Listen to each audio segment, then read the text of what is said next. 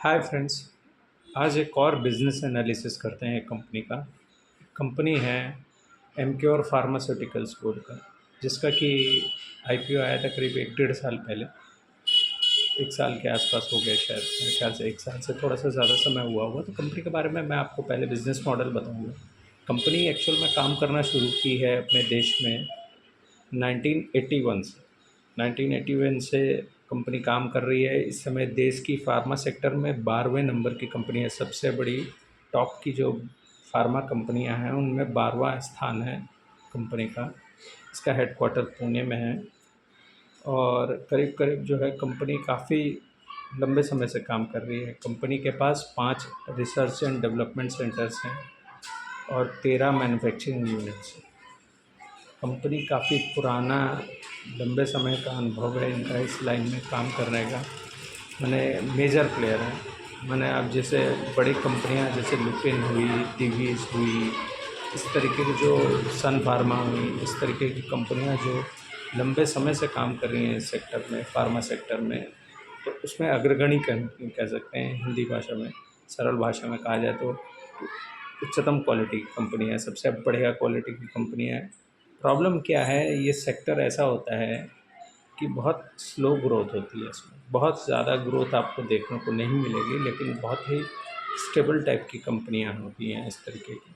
तो खैर, वो एक अलग चीज़ है। तो इसका बिज़नेस एनालिसिस आज कर रहा हूँ, क्योंकि मैं आपको कंपनी के बारे में पूरा डिटेल बताने की कोशिश करूँगा इसमें। तो बेसिकली हो ये रहा है कि कंपनी जो है करीब 1981 से काम कर रही है। कंपनी के पास इस समय 350 ब्रांड है दवाइयों में।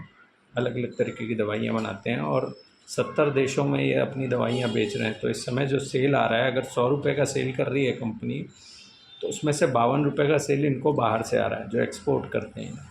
और 48% का सेल जो है वो अपने देश में आ रहा है, यहाँ का डोमेस्टिक सेल है। इनका जो डोमेस्टिक सेल है, तो क्या चीज़ की दवाइयाँ बनाते हैं उसको आपको समझाने के लिए कहूँ तो जो 100 रुपये का सेल ये कर रहे हैं, उसमें से 24 रुपये का सेल इनका गायनोकोलॉजी की जो दवाइयाँ होती हैं, जो कि औरतों को लगती हैं, वुमेंस को प्रेगनेंसी के टाइम में, या इससे रिलेटेड, या और भी जो रिलेटेड गायनोकोलॉजी रिलेटेड जो भी ट्रबल्स होते हैं, तो उससे उसकी दवाइयाँ ज़्यादा बनाते हैं। 24% वहाँ से इनका रेवेन्यू आता है।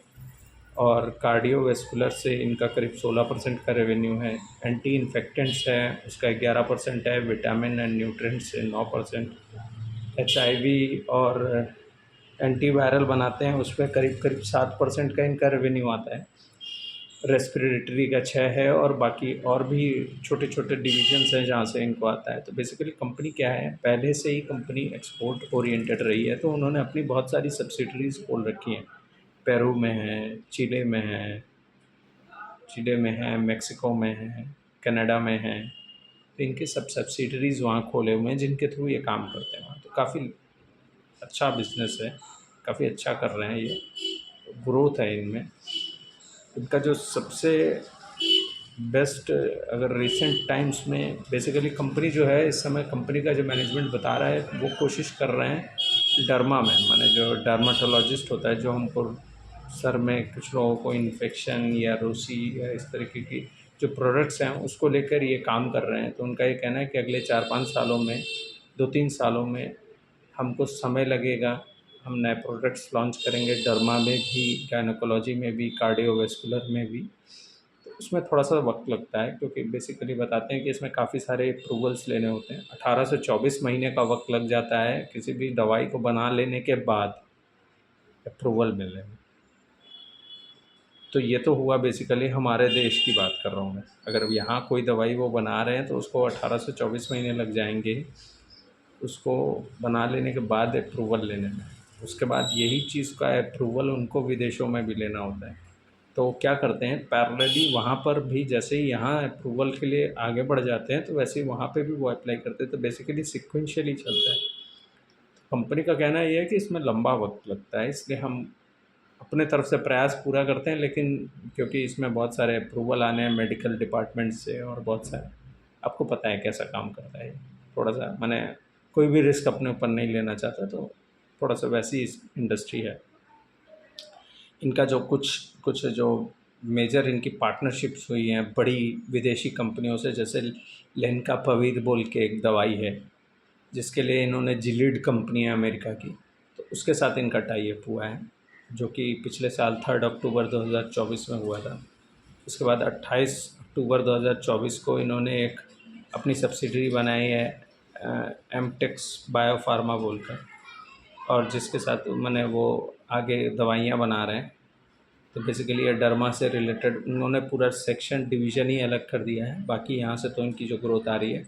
अभी रिसेंट में इन्होंने एक अनाउंसमेंट किया है कि इनके सनोफी के साथ पार्टनरशिप पहले से चल रही थी, कार्डियोवैस्कुलर दवाइयाँ बनाकर सनोफी जैसी कंपनी को ये दे रहे हैं करीब 15 साल से। तो उनके साथ एक करंट उनसे एक करंट एग्रीमेंट और फर्दर हुआ है कि डायबिटीज़ से रिलेटेड जो दवाइयाँ होती हैं, एमरेल है और एक और कोई दवाई है, मैं नाम भूल रहा हूँ उसका, तो उसको लेके भी पार्टनरशिप हुई है, वो हुई है अगस्त में।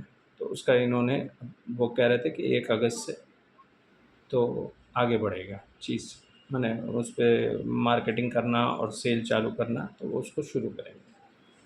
ये तो हुई पूरे बिज़नेस का ओवरऑल जो एक समझ देने के लिए कि बिज़नेस क्या है एक्चुअल में। अब फिनेंशियल्स की तरफ अगर आगे बढ़ें, फिनेंशियल्स जो इस बार के उनके रिज़ल्ट आए हैं, तो इस बार का उनका रेवेन्यू करीब 2100 करोड़ का है। 2101 करोड़ का रेवेन्यू है, जो कि पिछले साल से करीब 15.5% बढ़ा है। इनका जो इबिटा मार्जिन है वो करीब करीब 19.2 था पिछले साल, इस बार बढ़कर वो 20.1 हो गया, माने करीब करीब वहाँ इम्प्रूवमेंट जो है 80-90 बिप्स की है, 80 टू 90 बिप्स बीपीएस पॉइंट्स, ये जो बढ़ते हैं तो इसको हम बीपीएस में पकड़ते हैं, तो इसलिए बताया आपको। तो पैट जो है वो करीब करीब 215 करोड़ का है इस बार इस क्वार्टर में। पिछले साल लास्ट ईयर सेम क्वार्टर में 153 करोड़ का था, तो वहाँ करीब करीब 41% का ग्रोथ आया है, तो वहाँ कंपनी ने बहुत अच्छा किया है। और इनका जो है और मतलब बेसिकली इनका रिज़ल्ट इस बार का अच्छा आया है। तो कंपनी का गाइडेंस जो था, कंपनी जो कह रही है, कंपनी का कहना है कि हमारा जो इस बार सेल और प्रॉफिट आप बढ़ते हुए देख रहे हैं, तो बेसिकली इन्होंने जो एक्सपोर्ट मार्केट में इनका ग्रोथ मिल रही है।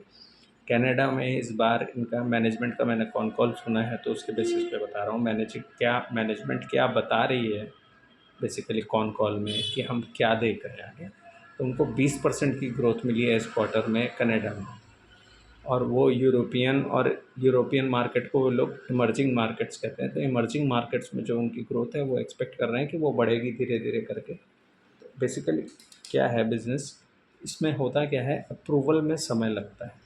जब तक आपको अप्रूवल ना मिल जाए तब तक आप कोई चीज़ बेच नहीं सकते हो। तो basically they are on line and path. वो ये कह रहे हैं कि हम अगले 3 से 5 साल में एक अच्छी ग्रोथ रख कर चलेंगे। उनका जो इबिट्टा है जो कि अभी 20.1 पे है, तो इनका ये कहना है कि मतलब ये इबिट्टा हम बढ़ा कर ले जाएंगे 23%, 23-24% के आसपास ले जाएंगे, 300 पॉइंट का उसमें बढ़ेगा।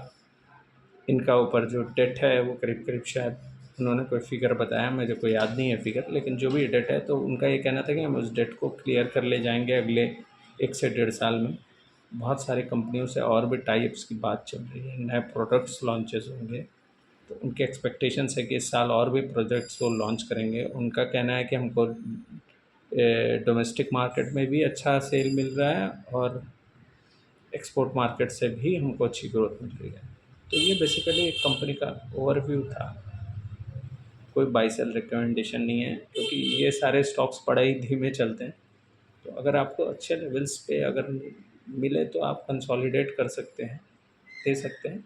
मेरा ये मानना है कि कंपनी ऐसी है कि लंबे समय में अच्छा ग्रोथ देगी, तो ये कोई बाई सेल का रिकमेंडेशन नहीं कर रहा हूँ मैं आपको।